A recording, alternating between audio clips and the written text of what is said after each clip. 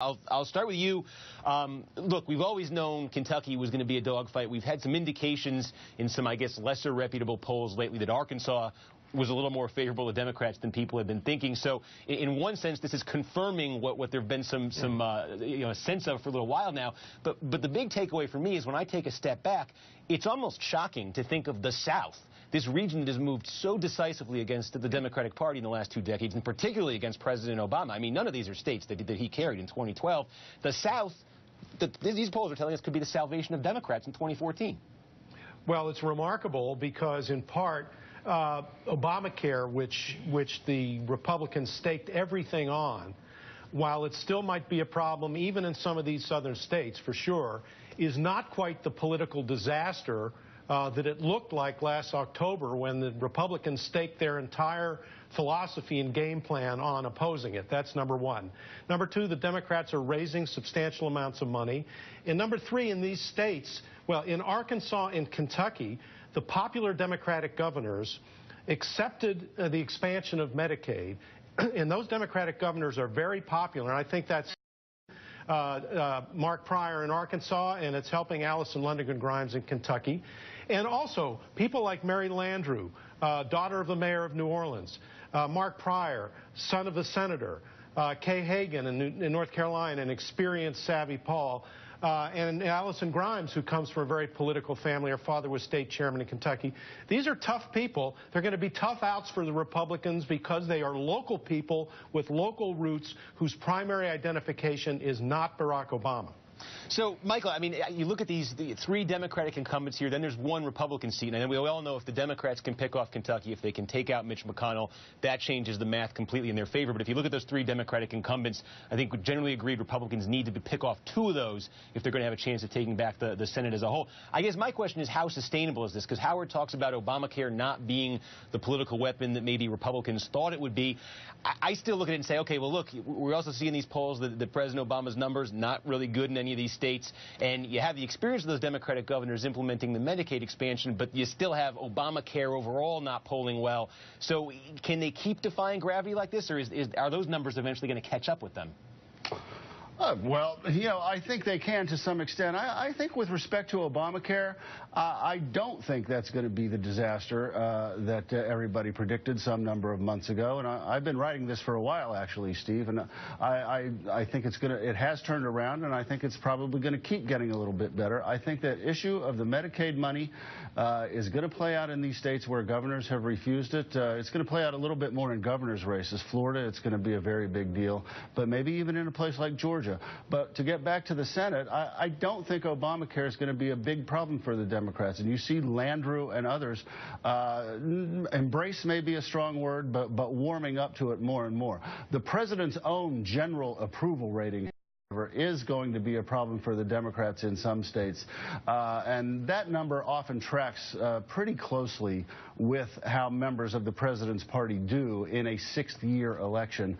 And I think that will still be a problem. So I think this is still an uphill fight for the Democrats, but I don't think Obamacare is the problem. And that in and of itself would be amazing. Talk about defying gravity. I mean, that is what Republicans are staking their 2014 campaign on right now. But Republican candidates like Todd Akin and Richard Murdoch crashed and burned in 2012 because of misguided comments about women and abortion. Does 2014 hold potential for a similar grenade?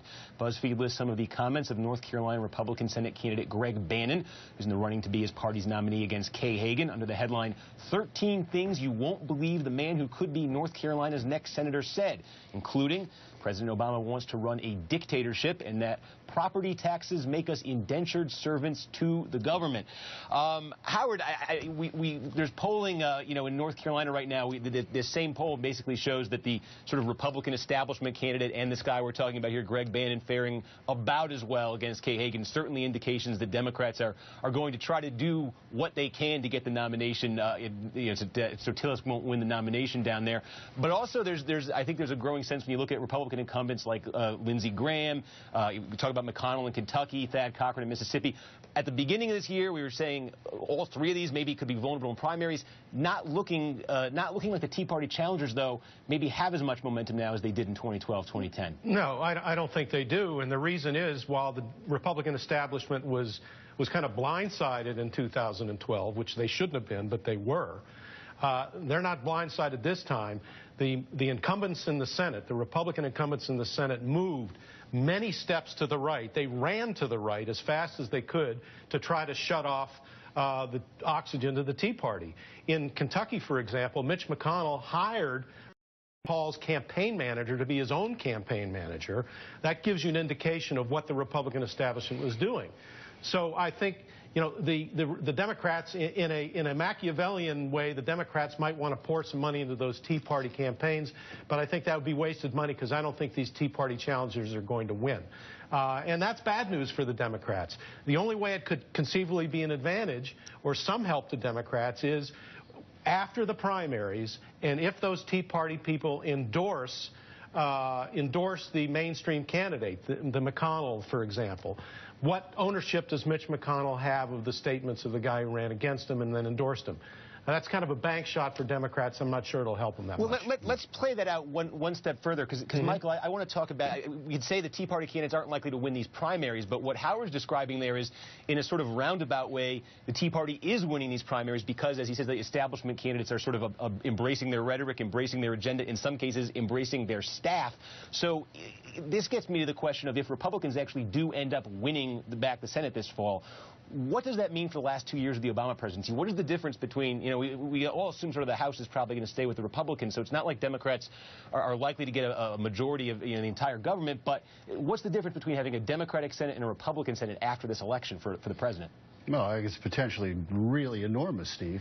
The control of the calendar of the Senate, of any legislative body, is really what having a majority status is all about. When Harry Reid's not deciding what gets to the Senate floor, and Mitch McConnell, or someone else, if Mitch McConnell happens to lose to Allison Grimes, is deciding what gets to the Senate floor, that's a massive difference. All these things that the House is passing, all these really conservative things having to do with women's contraception and a number of other issues, Harry Reid is bottling all that stuff up right now. If the Republicans have the majority, they'll bring votes on all that stuff. Pass very conservative budgets. They'll be able to put poison pills in appropriations bills that Obama has to sign and make him swallow hard and sign some stuff that he doesn't want to sign. They'll look at the Environmental Protection Agency. They'll look, you can be sure, at the new Consumer Financial Protection Bureau, which the Republicans hate, and they'll try to really poke holes in a lot of these things. I mean, it could be a really, you know, the last 4 years of Obama's presidency with a divided Congress have been a real slog. The last two can be a lot worse. Well, we've also been talking about the role of Obamacare in these elections. In Louisiana, Senator Mary Landrieu is touting the merits of Obamacare and capitalizing on the unpopularity of Governor Bobby Jindal, who opposes it. Landrieu told the Washington Post Greg Sargent that Louisiana's decision not to expand Medicaid leaves 242,000 people uninsured, and she calls that, quote, the Jindal gap. And she added, my opponent offers nothing but repeal, repeal, and repeal. And even with all the law's setbacks, we're seeing benefits for thousands of people in Louisiana. I think the benefits that people have received are worth fighting for. Howard, I guess I'm kind of curious, how widespread is that kind of rhetoric going to be? Because in Louisiana, you always talk about sort of the path to victory for Democrats there is a Democratic constituency, particularly in New Orleans, that if you can really crank up the vote and motivate those voters, you can win as a Democrat in Louisiana. Right. Maybe in a state like Kentucky, Georgia, some of these other states, it's more about winning over swing voters. Are we going to hear other Democrats talking the way Mary Landrieu is on Obamacare? Well, you have to be very careful if you're a Democrat, especially in a red state. And yes, a Democrat can win, but Louisiana is fundamentally a red state these days.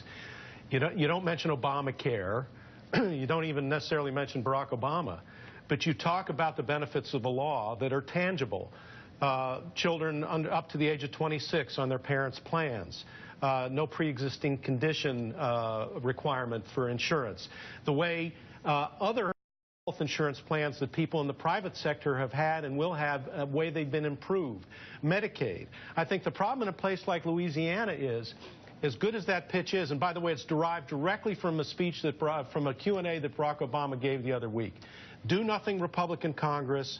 Democrats trying to help you. That's the formula. But the problem in the midterm is getting those people to turn out.